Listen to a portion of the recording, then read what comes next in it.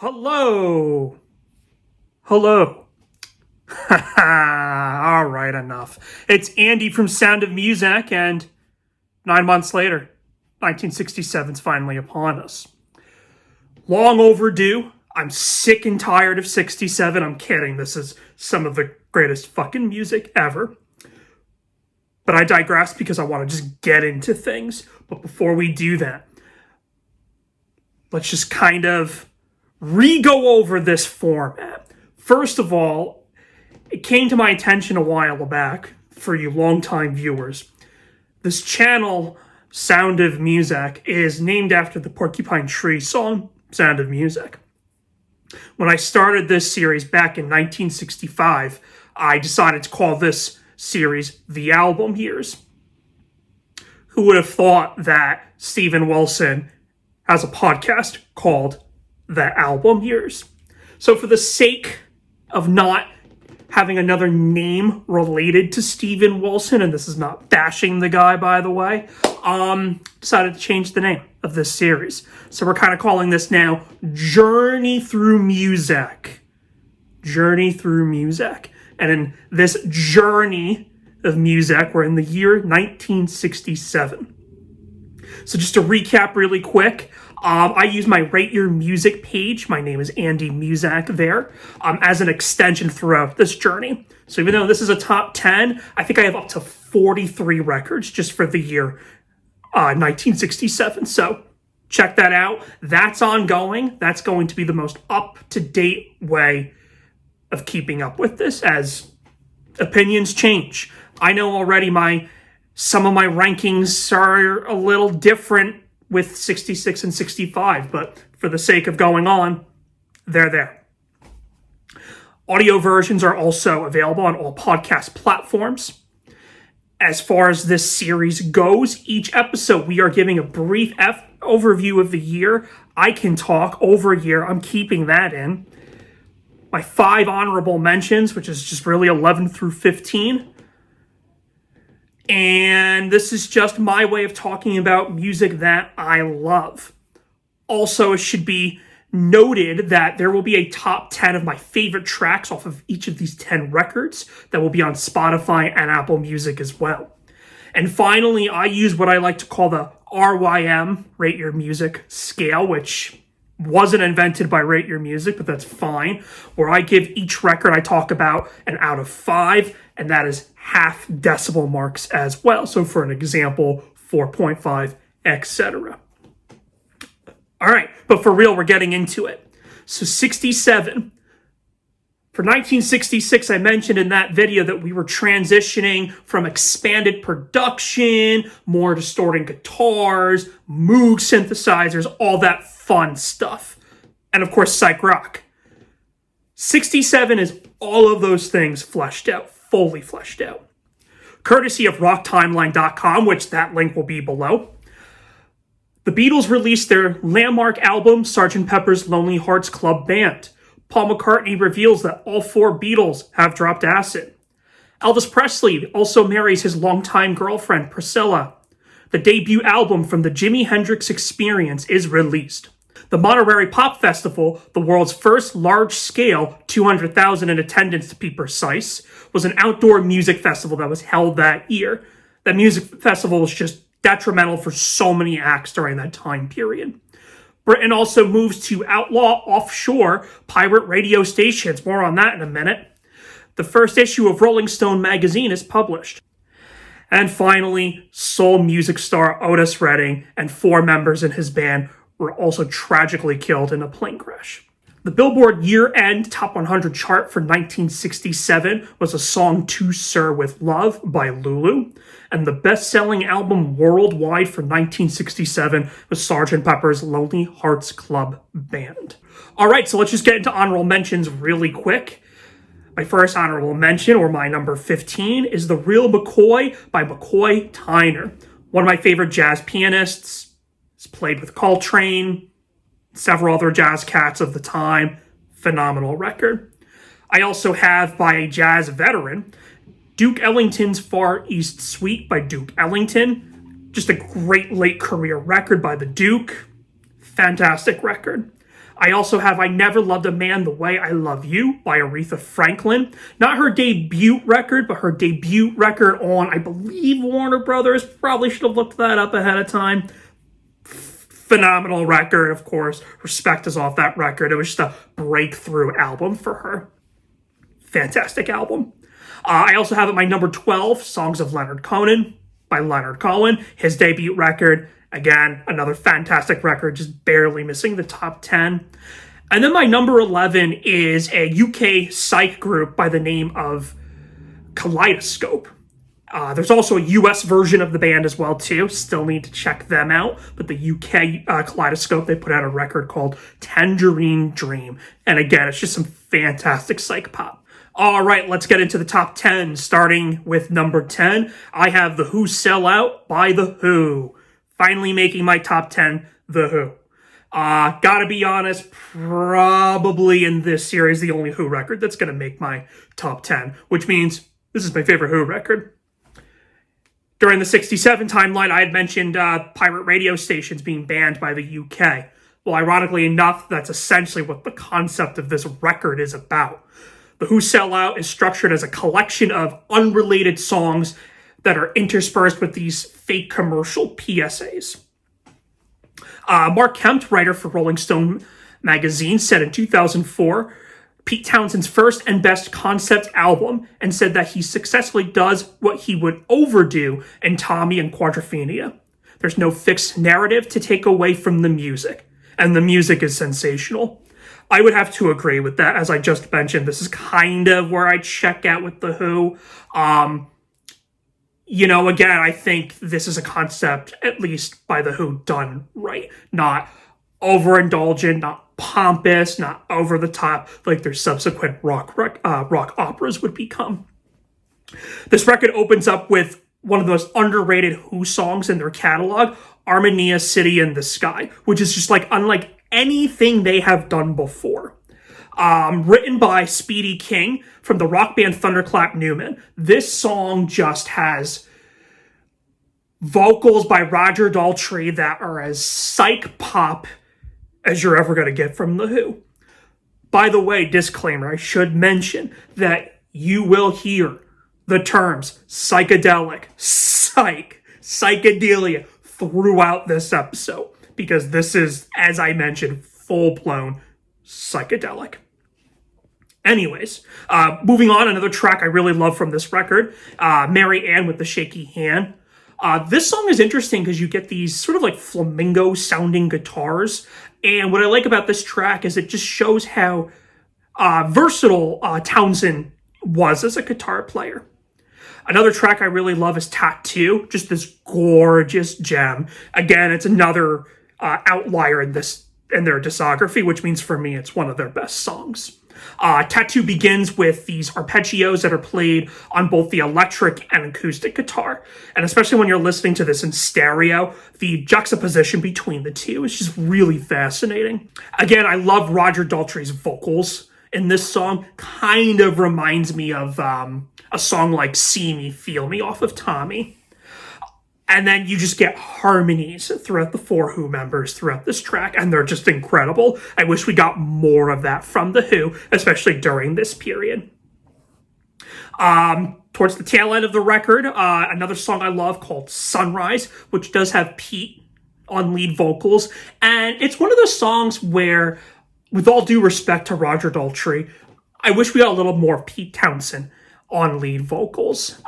There's just something about the sensitive nature to his voice that really just works with a track like this. Then you have the closer, which is Rael 1 and 2. And this song, along with a quick one from the previous record, are both very much precursors to Tommy. This song is just so bonkers, so weird, and I love it. The last minute is why I just love The Who so much of that track. Definitely check it out. But we can't finish talking about The Who Sell Out without talking about I Can See for Miles. This song is unlike anything else. From the sinister riff to the very beginning, it is bar none their best song. And also, I think it's just one of the greatest songs sonically. So much so that they couldn't perform this song live for the longest time, especially during the Keith Moon era. You have complex vocal harmonies that I'm sure at the time were difficult to replicate live, but also just the bonkers style of Keith Moon. I mean, talking about a drummer that just his approach is just nonstop drum soloing, a style that can only work for The Who and unlike anybody else. This song is hands down my favorite song off the record. It rocks harder than any Led Zeppelin song, and this was 2 years before Zeppelin was even born. I should note that I promise at some point there will be Zeppelin love. Sorry, Dan. Anyways, this record I give a 4.5 out of 5 stars. As I mentioned, this is going to be the last Who record to appear on my list. Killer record. Check it out. All right, so at number 9, we have Are You Experienced by the Jimi Hendrix Experience. Let's get a few things out of the way with this record first, because there are a bajillion different versions of it. So the original UK version, which has an alternate cover as well, includes the tracks Red House and May This Be Love. Whereas the US version includes Purple Haze, The Wind Cries Mary, and Hey Joe. That's the one with the definitive album cover. We'll have both of those images somewhere. One could argue that the definitive version of the record is indeed the CD version, which includes all of those songs from both original versions, but also includes Stone Free, 51st Anniversary, and Highway Chili. For the sake of this video, we're going to refer to both the UK and the US versions. I would say that the US version is the better version simply because it has the better songs. But I think the UK version has the better sequencing. I'm going to be honest with you, what kind of takes away a couple points, and really by a couple, half a decimal, for me are Purple Haze, Fire, and to a degree, The Wind Cries Mary. All three of these songs are fantastic songs, but courtesy to classic rock radio, they've been ruined. I'm tired of hearing them. They're tracks that I solely listen to when I'm just listening to the record. But that's okay, because that leaves us with plenty of other songs to talk about that are better than those songs. We'll get to those in a second, though. So Are You Experience incorporates a variety of rhythm and blues to free jazz, but each track has their own individual personalities as well. For an example, a song like Manic Depression, that's blues swagger right there. Total rock and roll. But also kind of a song ahead of its time in that it's not rock and roll in the traditional sense. Manic Depression was an old term used for bipolar disorder. And this song almost sounds like a sonic version of someone that's struggling with bipolar disorder. Between Jimmy's yelling, the guitar strumming throughout, it just sounds like a mental breakdown. And it's all kind of brought together by Mitch Mitchell's drumming. Like anyone else in the year 1967, Jimi Hendrix records a cover of Hey Joe, but it is bar none the superior version. It definitely beats the Byrds version and Love's version as well. And I just love the Beatlesque harmonies that Hendrix incorporates throughout his version. Another song I love so much is a song called I Don't Live Today. I love Jimmy's guitar tone throughout this song. It's like got this acid-drenched psych sound to it. It rules. Musicologist Richie Unterberger, I probably butchered his last name, considers the lyrics to I Don't Live Today to be goth rock more than psychedelia. And I kind of find that interesting, but I also kind of understand where he's getting at.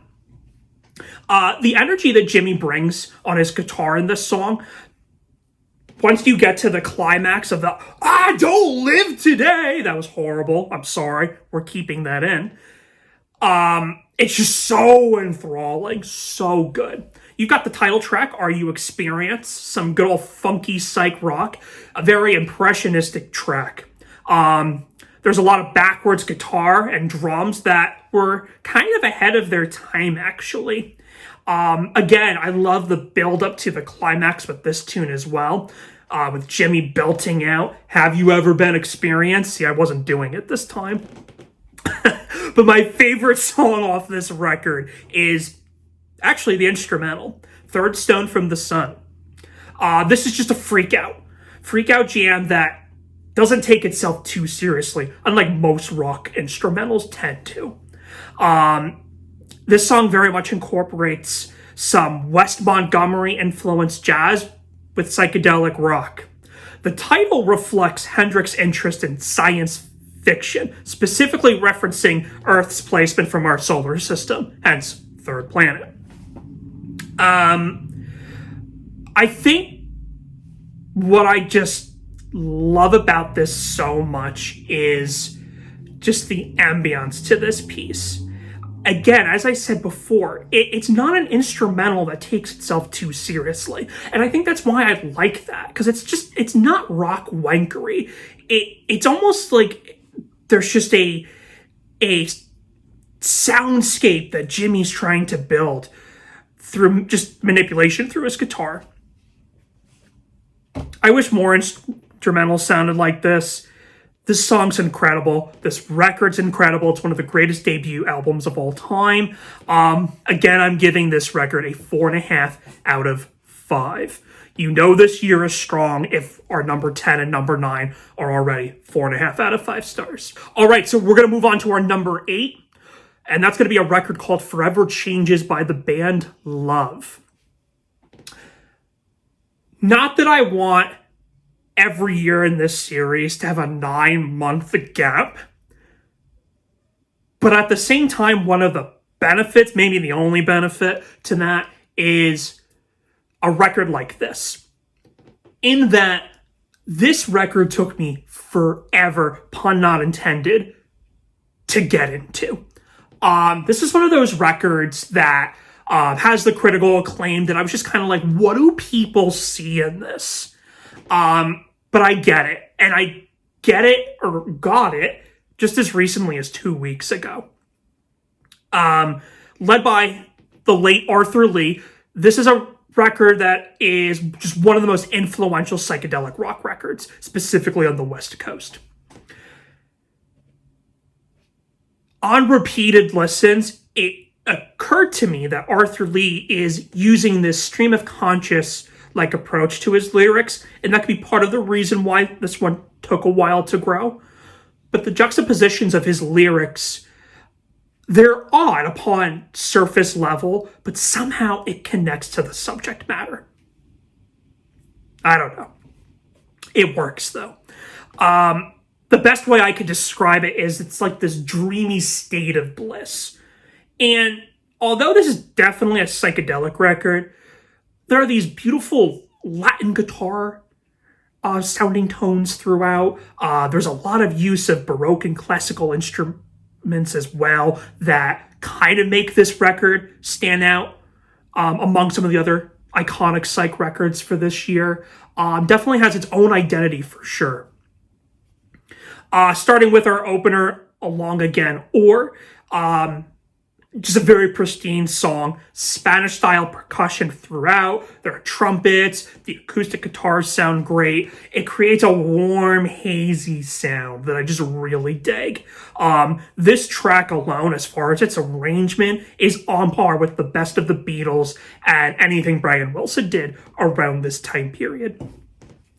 Another banger is a song called "A House Is Not a Motel." It's a cool mix of garage and psych rock, kind of reminds me of their last record, Da Capo. Mesmerizing guitar solo towards the last minute that I just dig so much. Another song I really dig is a song called "The Daily Planet." This song is just fucking ridiculous, and I love it. Again, pun not intended. The LA existence from the band's perspective is what this song is about. And it describes the grittiness of city life. One of my favorite lines in this track is, "I feel shivers in my spine when the Iceman, yes, his ice is melting." take that for what you will. Another song I like is The Red Telephone, and this is probably the most well-known song off this record. And this is just pure psychedelic greatness. I love the lyrics to this song, and there's just this beautiful harpsichord that almost has an ominous sound to it as well. Again, weird juxtapositions. Another lyric I really like is from this song. Sitting on the hillside, watching all the people die. I would imagine this has to depict being an American during this time period, watching the Vietnam War occurring on TV. This record is just such a fascinating record. It's a record that requires time and patience, but the reward is worth it. Although today I'm going to give it a 4.5 out of 5, I have a feeling this is going to be a 5-star record for me one day. And my favorite track is a track I mentioned already, A House Is Not a Motel. And that is Forever Changes by Love. So number 7 is going to be Younger Than Yesterday by The Byrds. Younger Than Yesterday saw the band continuing to integrate elements of psychedelia and jazz into their music. A process that they had begun on their prior record, Fifth Dimension, which was also in my top 10 of that year. This album sees the emergence of Chris Hillman as a talented singer-songwriter and a vocalist as well. A few of Hillman's compositions on Younger Than Yesterday are exhibited in country and western influences, and thus can be seen as early indicators of the country rock experimentation, which will be more prevalent on their next 2 records.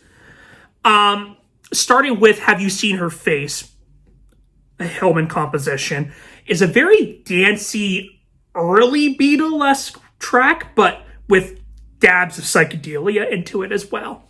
Another Hillman track, The Great Time Between, one of my favorite Byrds songs. To make another Beatles reference, is the best sounding Ringo Beatles song ever. Love this song so much. One of my favorite Crosby tracks is Renaissance Fair. And this is perhaps the most haunting melody in the Byrds catalog. Definitely foreshadows some of the themes to their next record. Back to Crosby again, another track I really love is a song called Everybody's Been Burned. I love this song so much. It definitely is a prelude to David Crosby's first solo record. It's very moody, has this jazz influence, kind of a slow burner type of song. Although it's regarded, or was regarded, I should say, by critics as a leap forward in terms of musical sophistication from the band, interesting enough, Crosby had written this song as far back as 1962, when he was just a local folk act. So I would be interested to know what that version sounds like. But anyways, this is probably also my favorite vocal performance by Crosby. And in conjunction, I love Roger McGuinn's guitar solo. Very much one of his best during his time in the Byrds. And then we have our closing track, Why. Great song, but there's actually a single version that was recorded when Gene Clark was still in the band that you can find on the deluxe CD edition of 5D. I actually prefer that version of the song, but this version is great too, kind of more in the vein of the sound of this record. My favorite track is the David Crosby tune I spoke of, Everybody's Been Burned, and this is another 4.5 out of 5 stars from me, and that is the Byrds' Younger Than Yesterday. Okay, number 6. Before I introduce number 6, little disclaimer here. So for my number 6, 5, and 4, I'm going to be kind of talking about mono, and full disclaimer, I'm not an audiophile expert. I consider myself more to be a amateur budget audiophile, if you will. Being able to listen to the music that I enjoy in the best way possible that I can. So that's out of the way. Number 6. Number 6 is going to be Something Else by the Kinks. Something else is the first Kinks record to be produced by Ray Davies. Before you correct me in the comments below, it is Davis, not Davies. Beat you to it this time. Ray Davies. So it's recorded by Ray Davies, not by their longtime producer, Shel Tammy. Might be saying his name wrong. Don't care. Anyways, using their American band to their advantage, this record aims at devoting itself to the soul of English music. Specifically, introspection, satire, and narration sort of formulated from British traditions. While the R&B influences are still present, the Kinks are now incorporating music hall, baroque, psychedelia, and even bossa nova sounds. So this might be the closest to what the Beatles were doing as far as this year goes. One of my all-time favorite Kinks songs was actually a song written by Dave Davies, and that's Death of a Clown. Starting to blossom as a songwriter, sort of the George Harrison of the group, right? Very much the secret weapon. This song is sort of in the satirical manner of Dylan, by exposing some of the exhaustion, but also disconnect as well, of chaining concerts, like Fair Animals, as one of my favorite Rate Your Music users put it. Something that, again, Dylan and the Beatles, for that matter, were experiencing the year prior. This song was initially released as a solo single, but it was so successful that it ended up on this record. With this track, Dave shows that his songs could stand against Brother Ray's songs, and this would continue on the next subsequent Kinks records. Another song I really love is a track called Lazy Old Sun, and this might be the closest to psychedelia as far as the Kinks go. Literally, the song sounds like Ray and company are on an acid trip. Such a killer tune, and it sounds great, especially in mono. But a song we have to talk about is probably the greatest Kinks song. Not my favorite, but bar none the greatest Kinks song. And that, of course, is Waterloo Sunset. Waterloo Sunset is just an unstoppable melody. It's so catchy, but with deep, sincere songwriting. And like I said, even though it's not my personal favorite, it's top 5 as far as the Kinks go. This song is the entire whole of pop music as far as how well it is constructed and how well it's performed and the recording. I mean, this sounds so of its time, but so fresh as well. This song to me just exemplifies everything that makes the Kinks one of the greatest bands of all time. From Pete Quailef's descending bass line to Mick Avery's intuitive but perfect drumming to Ray's lyrics, and then you just got Dave slashing away on the guitar. The song paints a vivid picture of a mundane scene, but one filled with just beautiful nuance. Originally, the song prior to this, End of the Season, which is a great song as well, was supposed to end the record, but like a typical record label, they came in, this was already released as a single, and it was slapped on the end of the record. And although I'm not sure if it works as a closing track, it needs to be on the record. It just has to be. Like the year before with Face to Face, this era of the Kinks, you cannot ignore the singles. Specifically, a song called Autumn Almanac is just another one of my favorite Kinks songs. Another song, Susanna's Alive, is worth checking out. Really just anything by the Kinks from 66 to 71, whether they're full-length albums or EPs or even singles, it's all worth checking out. If you haven't figured it out already, Waterloo Sunset is hands down my favorite song off the record. It's one of my favorite songs from the 60s, and I'm giving this record a 4.5 out of 5 stars. Okay, we are in the top 5 now. Yes, all right. So, with these 5 remaining records, these are all 5 out of 5 stars for me. All 5-star records, in my opinion, of course. So here we go, number 5. Number 5, I have The Piper at the Gates of Dawn by Pink Floyd. Unlike Something Else, Piper is a record that I've known for a long time. But just recently picking up a vinyl copy of this on mono just completely changed my perspective of this record. And a record that has always been amongst one of my Pink Floyd records, but I didn't always deem it a 5-star record. And we'll get into that in a bit. Pink Floyd were already off to a great start prior to the release of this record with singles Arnold Lane and See Emily Play. To me, amongst some of their best songs in their whole catalog, which I know is a bold statement to make. This record was supposed to replicate their live performances at London's UFO clubs, which according to Pete Townsend from The Who, he was disappointed with the record because he felt that that wasn't the case. It's hands down the most bizarre, surreal, and trippy thing they've ever done. This is pure psychedelic rock, but it's also very avant-garde and sometimes even noisy as well. Noisy in a good way. This record covers a wide range of subjects from space to drugs to scarecrows to gnomes, bicycles, and fairy tales.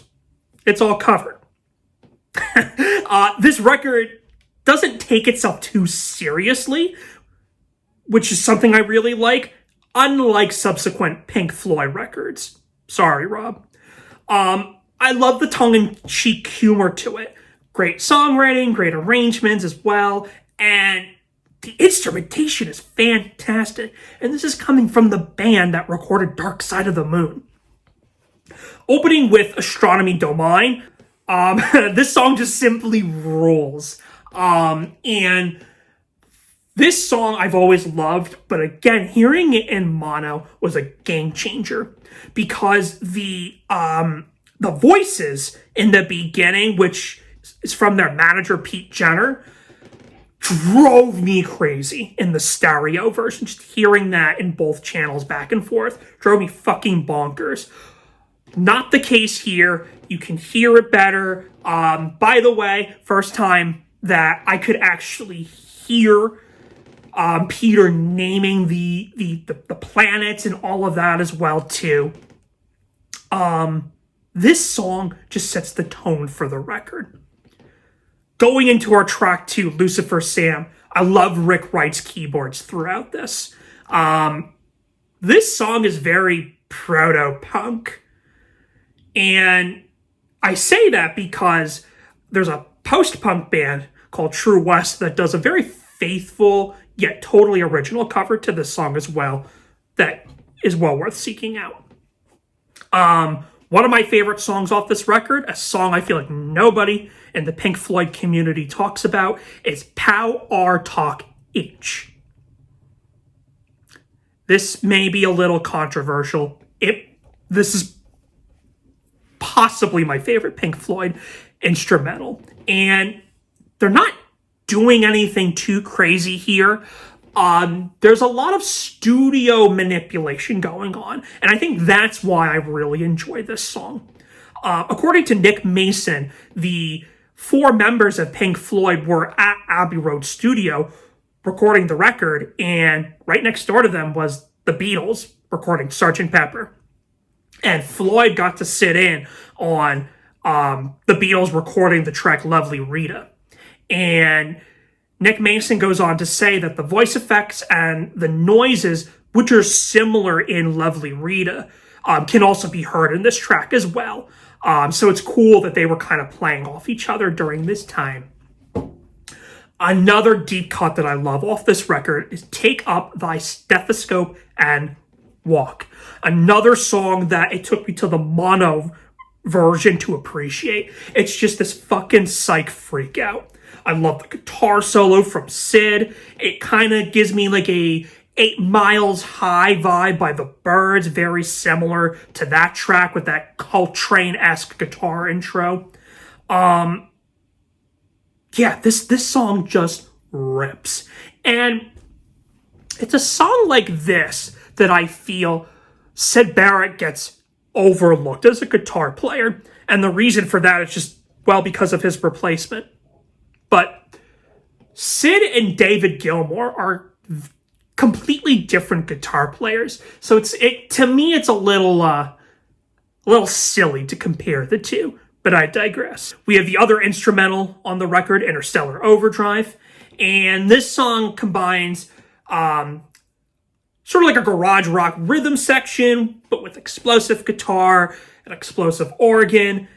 It's bizarre, and it rolls. Along with Astronomy Don't Mind, this track, interesting enough, were really the only 2 songs off this record to sort of remain as live staples throughout the band's live set lists. All the way as far as the Animals tour, I believe. My favorite song, though, hands down on this record, is Bike, the closing track. This song is just... it's ridiculous, really. Again, it's like the rest of the record, it just doesn't take itself seriously. And I think that's why I just gravitate towards it.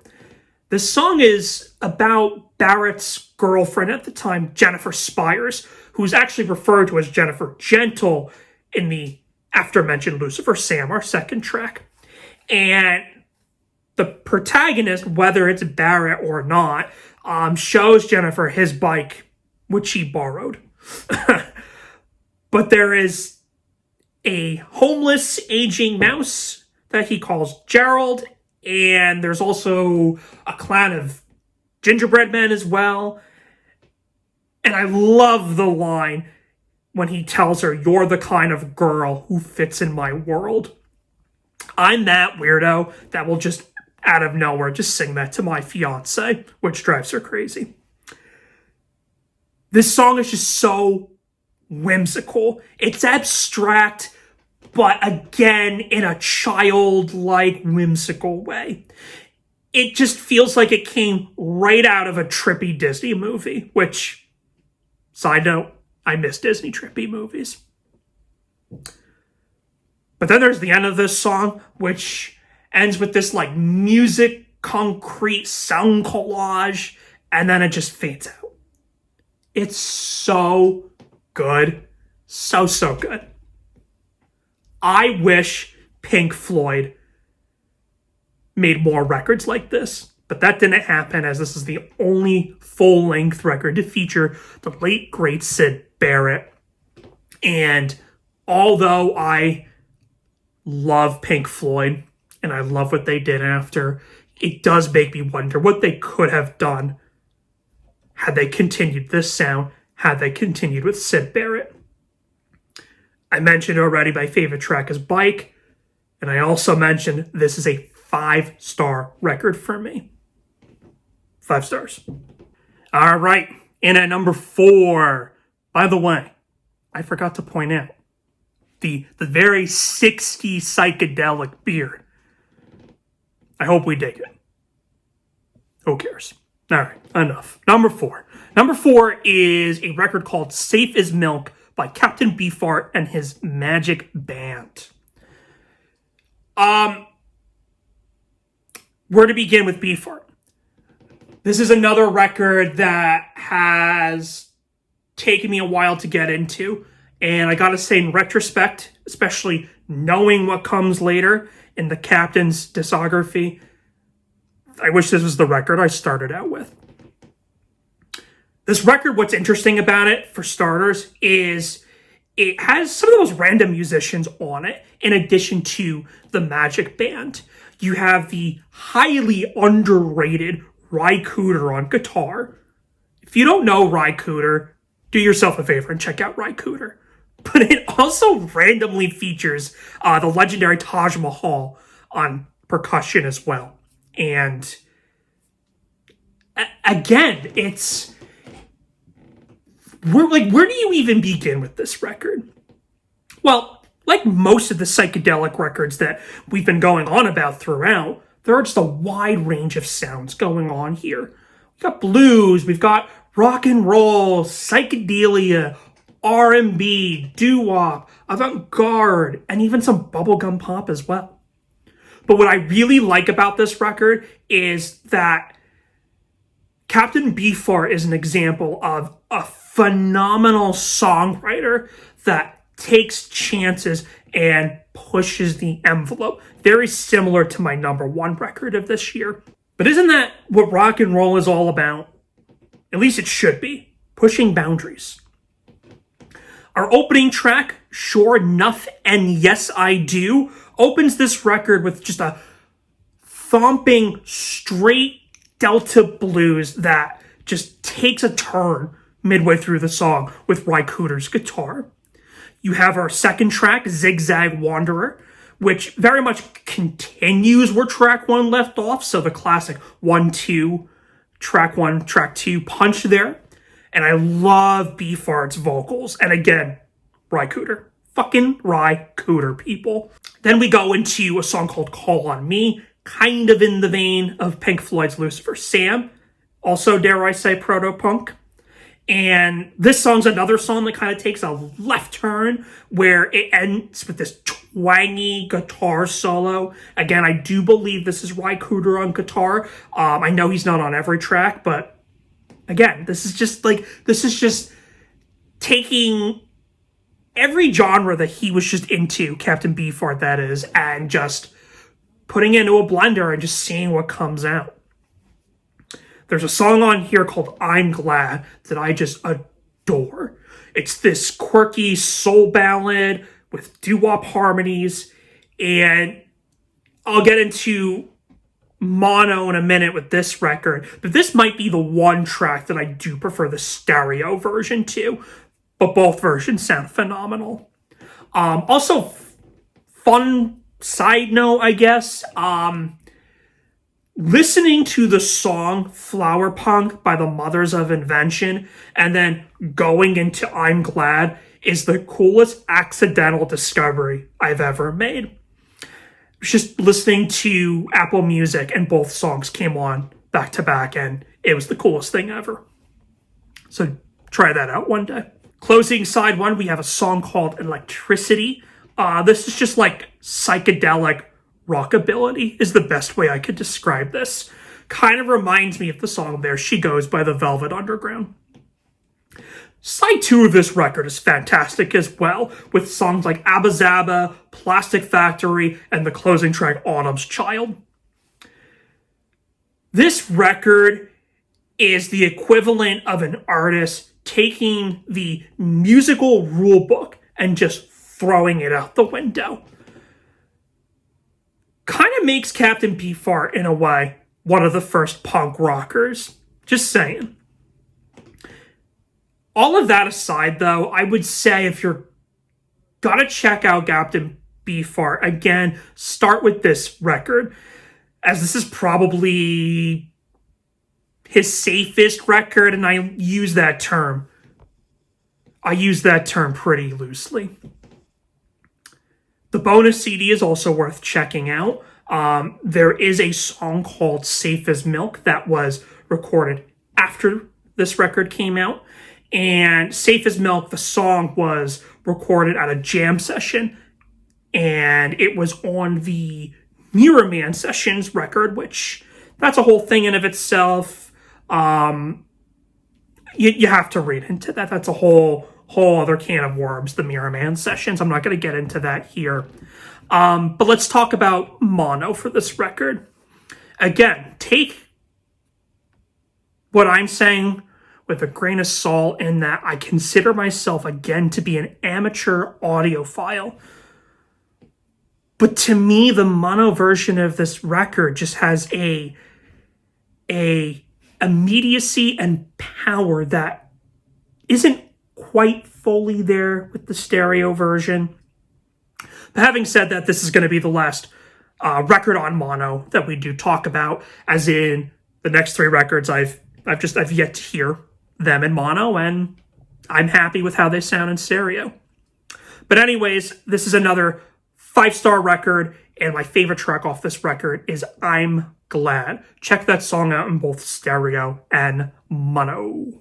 Okay, at number 3 we have Sgt. Pepper's Lonely Hearts Club Band by the Beatles. You may have heard of them. Andy, how can you have Sgt. Pepper's at number 3? How? I just like 1 and 2 better. But make no mistake, this is a 5-star record, people. And I don't know, well, I do know that I have nothing new to contribute when talking about this record. So I'm just going to tell you the same thing that everybody else tells you. Pepper is the symbol of peak psychedelic music. This record was a key figure to the counterculture movement. This is the record that defines the baby boomer generation and the summer of love. But it's a masterpiece. It's a fucking masterpiece. And what makes this record so good is that its musical influences start from the end of 19th century music, and it goes up until 60s music.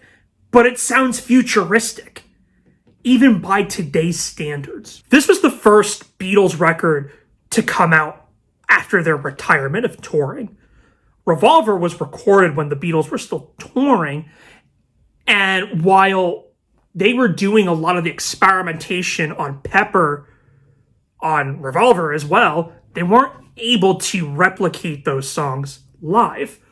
Part of the reason why they ceased touring, among others as well. But by no longer touring, the Beatles were able to spend time in the recording studio. And in addition to that, they afforded themselves by using an alter ego band, that is, band name, the Sgt. Pepper's Lonely Hearts Club Band. And by approaching this mentality, this gave them the ability, creative freedom, even if technically it still bears the Beatles' name. I mentioned Revolver, and in a way, Sgt. Pepper's is kind of a Revolver 2.0. I remember seeing an interview with George Harrison saying that he feels that Rubber Soul and Revolver could have been a double album. And I don't quite agree with that. If anything, I think that could be applied to Revolver and Sgt. Pepper, as they both share the same level of innovation, the experimental spirit is there, and the global musical styles as well. And even though I'm a bigger fan of Revolver, Sgt. Pepper does take this a step further, as it really is meant to be experienced as one full piece. This record, by approaching it that way, forever changed the course of pop music history. And it's proof that popular music doesn't need to be stupid. Let's talk about some tracks here. One of my favorite songs is Lucy in the Sky with Diamonds. Yes, I'm aware it has the initials LSD. Yes, LSD was a drug that the Beatles consumed around this time period, and this song as a result has kind of fueled debates and illusions that can be difficult to contradict. But I think it's just coincidental. And Lennon has kind of talked about that, and he has actually said that this was this song was inspired by a drawing by his son, Julian Lennon, and also kind of inspired from themes from Alice in Wonderland, which, if you listen to the lyrics, definitely lines up. I don't know. You be the one to decide as far as that goes. But either way, I feel that Lucy in the Sky with Diamond is one of the best Beatles songs ever. I love Lennon's dreamy vocals. There's a lot of very cool usage of double tracking. This song just creates a psychedelic atmosphere that is just so rich in depth and sound. One of my favorite Paul McCartney songs ever in the Beatles catalog is a song called She's Leaving Home. This song kind of reminds me of Here, There, and Everywhere off of Revolver. Similar to that track, there are just these lush, beautiful, Baroque pop vocals that just make this song so gorgeous. But the arrangement is incredible as well. And I just love the lush harmonies from all four of the Beatles throughout. Something that we will start to see less and less of on subsequent Beatles records, unfortunately. We also have to talk about George Harrison's Within You, Without You. This expands on the Indian classical arrangement that we first heard on Love You Too from Revolver. And Within You, Without You is a song that Harrison wrote based off his mentor at the time, Ravi Shankar. And it was basically loosed off of a very long piece, 30, 40 minutes, if I remember correctly. And George wrote a mini version of that with sounds similar to the Ravi Shankar piece. And that's where we end up with Within You, Without You.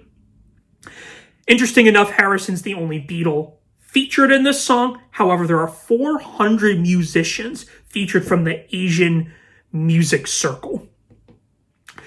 This song, to me, symbolizes what Harrison sort of represented at the time, in that a musician who didn't really have the head of the Beatles anymore, but was physically there. You can't talk about Sgt. Pepper without discussing, bar none, the best track, and that's our closer, A Day in the Life. A Day in the Life started as an unfinished song by Lennon, but was then complemented by a sequence that McCartney came up, that middle section. Just like Tomorrow Never Knows, again from Revolver, the Beatles just break all boundaries with this song, incorporating classical music, popular music, various avant-garde techniques. This is a contemporary work of art. Art rock at its peak, and kind of pioneering progressive rock a little bit as well. This would also very much be the peak of Lennon and McCartney as far as their partnership, as they kind of start to drift throughout the rest of the Beatles' tenure. This whole record's fucking great. When I'm 64, of course you can't forget Ringo's With a Little Help from My Friends, Lovely Rita, Getting Better, blah, blah, blah, blah, blah. It's a perfect record. And despite that, even though Sgt. Pepper may not have a immense amount of some of the best Beatles songs, unlike, say, Revolver or the White Album or even Abbey Road, Sgt. Pepper is hands down the most coherent album in the Beatles canon, and probably has the least amount of filler as well. If I didn't make it clear, if I didn't state it already, which I believe I did several times actually, this is a 5 out of 5-star record, and my favorite song, again, is A Day in the Life. And that is my number 3. All right, number 2. And number 2 is the other Beatles record released in 1967, and that is Magical Mystery Tour. Yes, so the Beatles released 2 albums in 67. And the thing with the Beatles is the British versions of the albums are what are considered canon, right? Magical Mystery Tour kind of breaks that rule. Magical Mystery Tour was also released in the UK, but it was released as a 6-song EP, which is the entirety of side 1, which I'm referring to the US version. So the US version, side 1 is the EP, and then side 2 were all of the singles that the Beatles had released prior to Sgt. Pepper, actually, in 1967. This is another one of those weird instances, kind of like Nina Simone's Wild as the Wind, where the record execs had a good idea. But you got to remember this is a different time period as well, where record execs allowed creativity and didn't interfere with the creative process. Anyways, let's talk about Magical Mystery Tour. For me, this is the better of the two records, and really we're just talking by, small hairs because both of them are 5-star records in my opinion. But what makes Magical Mystery Tour work so well in my opinion is that it brings together the two sides of the Beatles in a sort of direct confrontation. Side A very much emphasizes experimentation, adventure, flavorful textures. Now, this is partially due to the fact that Side A was supposed to serve as the soundtrack to the film Magical Mystery Tour. That film ended up being a disaster. One of these days I will watch it. But we're talking about the music. Side B, on the other hand, presents the more conventional works as far as the compositions go. At least conventional to what they were doing during this period. And honestly, what makes Magical Mystery Tour Pepper's equal is how it's just so kaleidoscopic as a whole, like Sgt. Pepper. I just think it's better. But this is easily the Beatles' most experimental record. So, we're at the end of April 1967. Sgt. Pepper has just wrapped up. Beatles start recording the tracks for what would initially be the EP for the film. Blah, blah, blah, blah, blah. Becomes a whole record.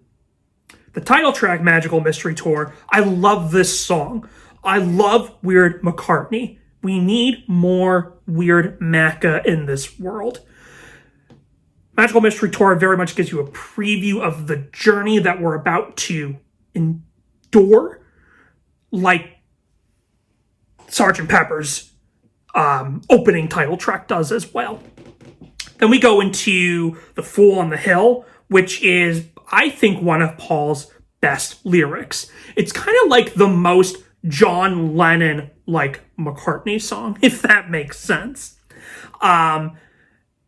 It shines by its atmosphere. It's also consolidated by the poetry of its author, who puts in a scene of a lonely man cut and misunderstood by others. Feels very Dylan in that aspect. We gotta talk about George Harrison's Blue Jay Way. I may be in the minority here, but I love this song. It's so beautiful in its abstract nature. I love songs like this that capture a balance of the weird and the accessible nature of music as well. Blue Jay Way is definitely the most adventurous song on the record, and maybe in their entire catalog. It's also probably the most psychedelic and avant-garde thing they did. And what I also like about this song is it captures the whole sort of spiritual state that the band was in during this time period. John may have been the one to embrace psychedelia the most, but I would argue that George's songs were the most psychedelic. Blue Jay Way, Within You, Without You, we just talked about. And even a song like It's All Too Much, which was a Pepper outtake that made its way onto the Yellow Submarine soundtrack. And I'll deviate and just tell you how fucking great that song is, since Yellow Submarine will not be making my list for 69. If you haven't heard it, check out It's All Too Much. Of course, you have John Lennon's I Am the Walrus, the equivalent of a psych nightmare. Hot Take, first hip-hop song ever. I don't know, just saying. Just saying. Like Pepper with A Day in the Life, you cannot talk about Magical Mystery Tour without talking about Strawberry Fields Forever. Strawberry Fields Forever is my favorite Beatles song. But you also can't talk about Strawberry Fields without talking about Penny Lane.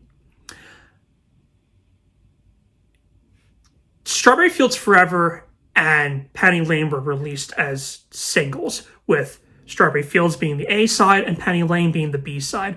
And these were released prior to Pepper. Bar none, the greatest A side, B side single released of all time. If Strawberry Fields Forever is the peak of psychedelia, then Penny Lane is the peak of pop excellence. Again, doesn't have to be stupid, people. Pop music can push boundaries. Magical Mystery Tour is a 5 out of 5, and again, my favorite track is Strawberry Fields Forever. All right, here we go. Number 1. So, my number 1, you may have noticed that in 65 and 66, those lists were a little more diverse as far as genres go. Whereas this year, it's been all psychedelic music. Makes sense. 67 is known to be the year of psychedelic music. Having said that, though, this may be my only, this is my only non-psychedelic rock record. And that is The Velvet Underground and Nico by The Velvet Underground. I'm going to start out with a quote from Brian Eno. The first Velvet Underground album only sold 10,000 copies, but everyone who bought it formed a band. This quote by music critics has kind of become a tad bit of a cliche at this point, but it's the truth. David Bowie, T-Rex, Roxy Music, Brian Eno, Patti Smith, Joy Division, Talking Heads, all other post-punk bands, REM, Nirvana, The Strokes. These are only just a few examples. This record is the anti-everything. It's the anti-Dylan, it's the anti-Stones, it's the anti-Beatles, it's the anti-Phil Spector. Lou Reed's Dylan-esque voice didn't churn out introspective poetry.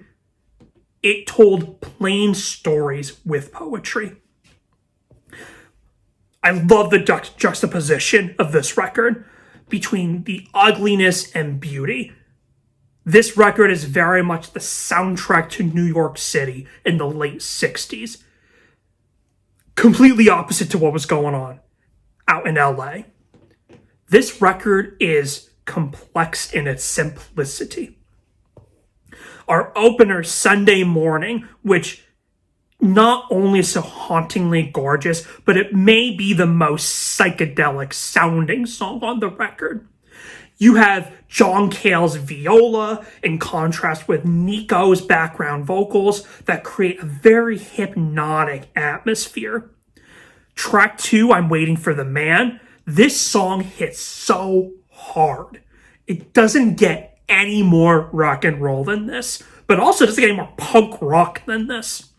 I love the line, I'm waiting for my man, $26 in my hand.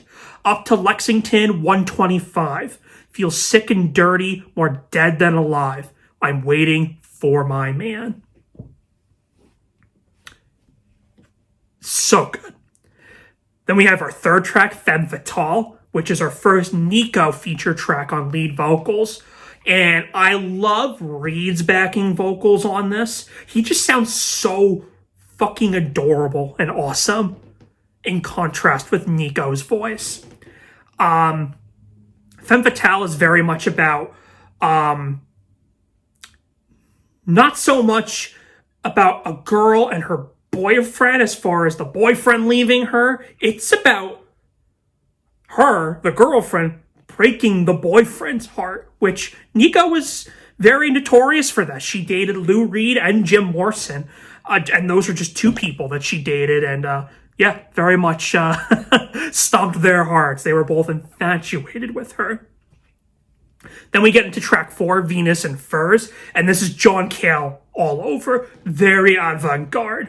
And this song, what's interesting is, to me, when you listen to those first 2 Velvet records, Cale and Reed are very much like the anti-Jagger Richards or even the anti-Lennon McCartney in a way. John Cale's viola is just all over this track. It's noisy, it's scratchy. Another line I love is from this song. I am tired, I am weary. I could sleep for 1,000 years, 1,000 dreams that would awake me. Different colors made of tears. Moving on, we have a song, Run, Run, Run, which is probably the least impressive song on this record, but I still love it.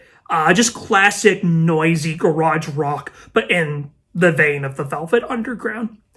Then we end side 1 with All Tomorrow Parties, which is our second Nico track, and this is a very somber way to close side 1. Also, fun fact, the music festival All Tomorrow's Parties is named after this song, again solidifying the influence that this band continues to have. Opening up side 2 is my favorite song off this record, and quite possibly one of my favorite songs of all time, and that's Heroin. Heroin, to me, is a perfect song. It's noise throughout, and what's interesting about this song is there are these noisy crescendos throughout that, to me, are what I would imagine going through a heroin trip would be like. If anything, this song should be a disclaimer for people to not do heroin. Don't use heroin, people. But what's interesting is Lou Reed's lyrics to this song, because it's almost like he's describing heroin as a love affair, not just to the drug, but almost like a love affair to a former heroine of his. Heroin, be the death of me. Heroin, it's my wife, and it's my life. Because a Maynard to my vein leads to a center in my head, and then I'm better off than dead. So, it's clear that it's about the drug, but again, you can interpret it as this completely other thing as well. It's such an incredible song, and despite, like I said, being one of my favorite songs of all time, still not my favorite by this band. You'll have to stay tuned for that.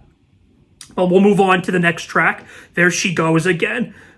Punk rockabilly for sure with this song. I think I mentioned this song before when we talked about Floyd, I think. I don't even remember anymore. This video's getting long.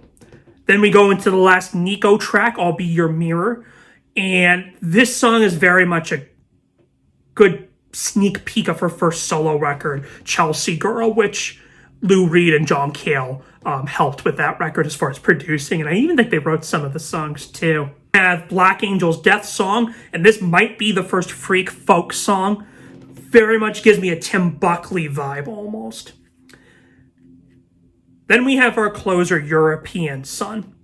Now, objectively, it's the worst song on the record, but I love it.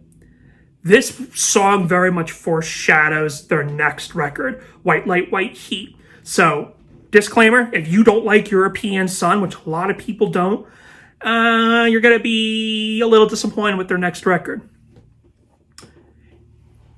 It's ironic that the Velvet Underground and Nico came out the same year as Sgt. Pepper, though it didn't have the instant impact that Pepper had. The Velvet Underground and Nico is its equal in terms of musical impact that it had on 20th and 21st century popular music.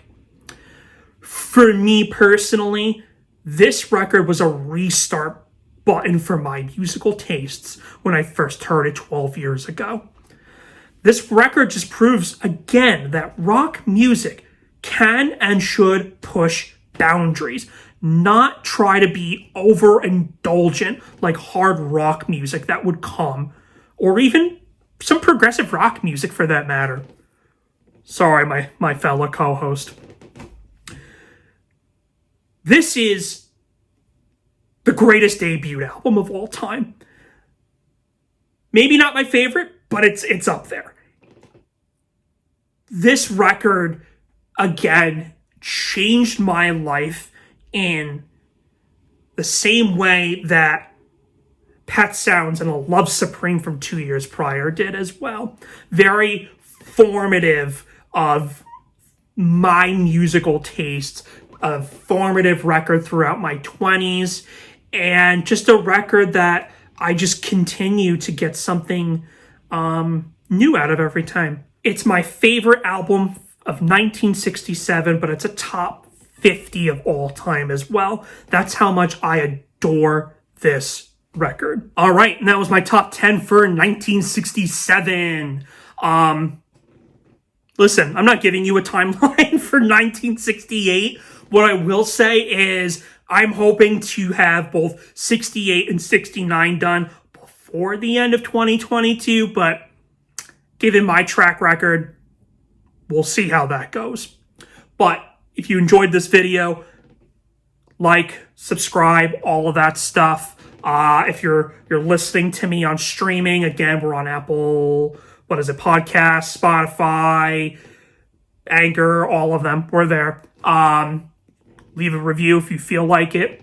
Be kind in the comments below. I love getting conversations going in the comments section. I need to be more engaged on top of that. But again, be polite and just know this is just my opinion at the end of the day. This is not Andy saying these are the best records. No, it's just my fucking opinion. And that's that.